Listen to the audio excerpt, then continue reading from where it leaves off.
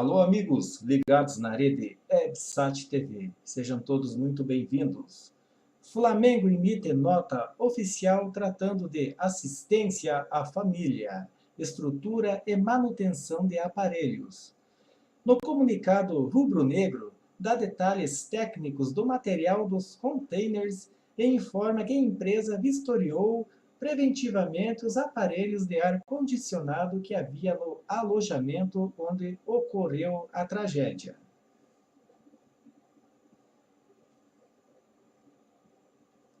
No início da tarde deste domingo, o Flamengo emitiu um comunicado oficial no qual tratou dos seguintes temas: assistência às famílias, módulos habitacionais e manutenção dos aparelhos de ar condicionado. No comunicado rubro-negro, dá detalhes técnicos do material dos containers e informa que a empresa vistoriou preventivamente os aparelhos de ar-condicionado que havia no alojamento onde ocorreu a tragédia. Confira na íntegra. Sobre a assistência às famílias, o Flamengo gostaria de reiterar que, independentemente de qualquer investigação, vem prestando todo o amparo às famílias dos atletas vitimados pela tragédia ocorrida no centro de treinamento, assim como aos feridos e sobreviventes. Neste momento, o clube de pleno assume o compromisso de manter a remuneração paga aos atletas vítimas do incêndio, sem qualquer prejuízo de outras ações adicionais de apoio que estão sendo implementadas. Estamos empenhados prioritariamente em amparar as famílias de forma material, moral e psicológica. Para além das questões legais está, obviamente, o bem-estar de todos. O Clube de Regatas do Flamengo não chegou a patamar de destaque no esporte mundial, voltando as costas para seus atletas ou eximindo-se de responsabilidades, e a nação rubro-negra reconhece isso. Sobre os módulos habitacionais. Cabe informar que o Flamengo detém contrato vigente de locação dos alojamentos modulares, módulos habitacionais, com a empresa NHJ do Brasil, que é reconhecida como pioneira e uma das líderes do mercado. A referida empresa detém todas as certificações exigidas pela legislação brasileira, em especial a ISO 9001. Os módulos habitacionais utilizados pelo clube atendem a todas as exigências das normas NR18 e NR24. Vale ressaltar que representantes da empresa NHJ, em reunião realizada na manhã deste domingo na sede da Gávea, esclareceram que o poliuretano utilizado entre as chapas metálicas não é propagador de incêndios, por ter característica autoextinguível. Sobre a manutenção dos aparelhos de ar condicionado. A empresa Common Refrigeração Limitada, inscrita no CNPJ 00634-203/001, dígito 30, realizou no último dia 5 de fevereiro a manutenção preventiva de rotina nos 6 aparelhos de ar condicionado instalados no alojamento modular utilizado pelos atletas das categorias de base do Clube de Regatas do Flamengo, no Centro de Treinamento Jorge Elal, nos termos do contrato de prestação de serviços firmados em 1º de agosto de 2013 e atualmente com prazo de vigência até 31 de agosto de 2019. Todas as demais questões serão tratadas no momento oportuno com as autoridades competentes com as quais o Flamengo já está colaborando.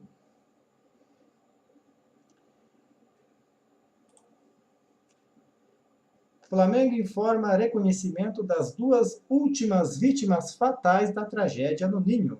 Samuel Tomás e Jorge Eduardo são os nomes dos jogadores.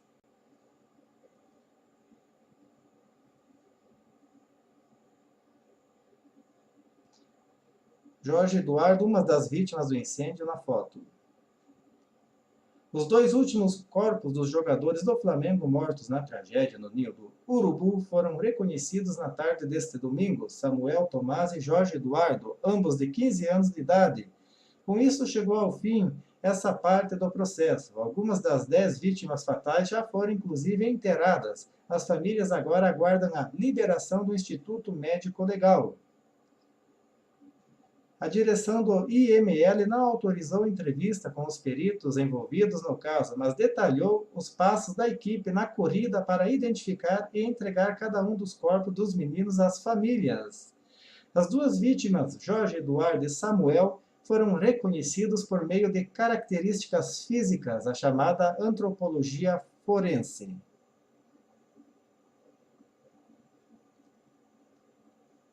Samuel Tomás, uma das vítimas do incêndio na foto.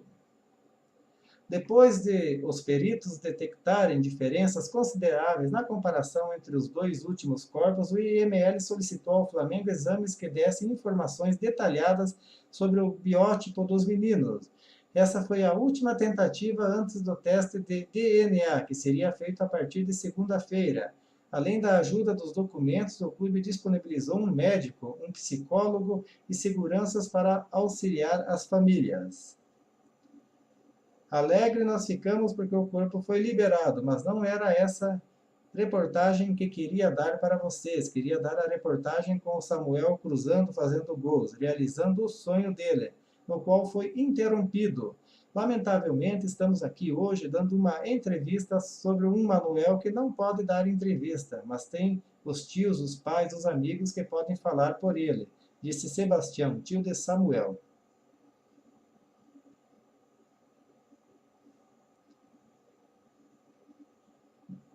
As identificações de Jorge e Samuel foram as mais complicadas pelos estados dos corpos. Não foi possível coletar impressões digitais e a análise das arcadas dentárias foi inconclusiva. Com a última tentativa, os peritos se debruçaram sobre detalhes físicos dos meninos e da cena do crime, como onde os corpos foram encontrados. Dentre os muitos indícios coletados, a diferença de 5 centímetros de altura entre um e outro foi fundamental.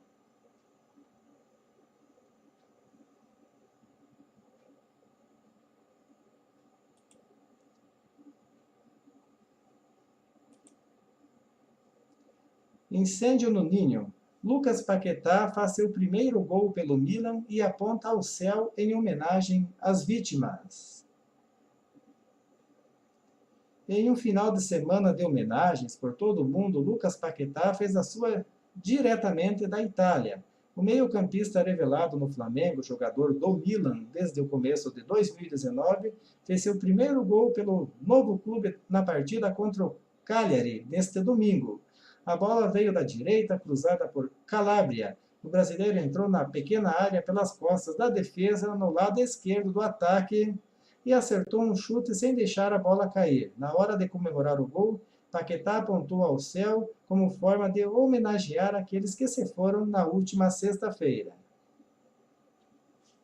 No dia do incêndio no Ninho do Urubu, o atleta postou uma mensagem de força em suas redes sociais. A tristeza que essa notícia traz é imensa. Passei 12 anos da minha vida vivenciando esse ambiente.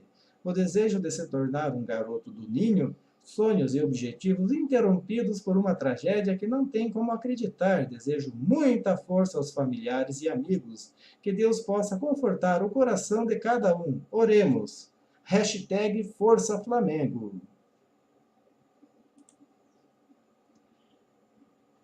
Por tempo indeterminado, o Flamengo suspende atividades nas categorias de base. O clube aguarda um posicionamento da federação para saber se terá alterações em suas partidas. A previsão do início das competições de base é para março. O Flamengo decidiu neste domingo suspender todas as atividades de suas categorias de base por tempo indeterminado. A medida da direção vem 2 dias depois do incêndio no Ninho do Urubu, que matou 10 jovens e feriu de maneira mais grave mais 3. Antes da tragédia, as atividades retornaram no dia 4 de fevereiro. Apenas a equipe sub-20 do Rubro Negro se reapresentaria no dia 18, após a disputa da Copa São Paulo em janeiro.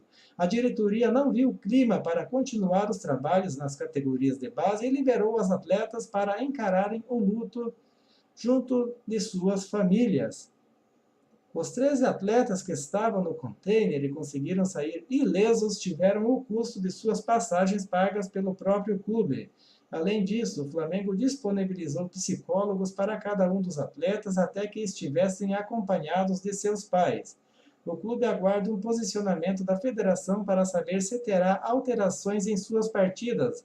A previsão do início das competições de base é para março, com a disputa da Taça Guanabara em todas as categorias. Além do estadual, no mesmo mês, o time sub-20 terá a Copa do Brasil pela frente.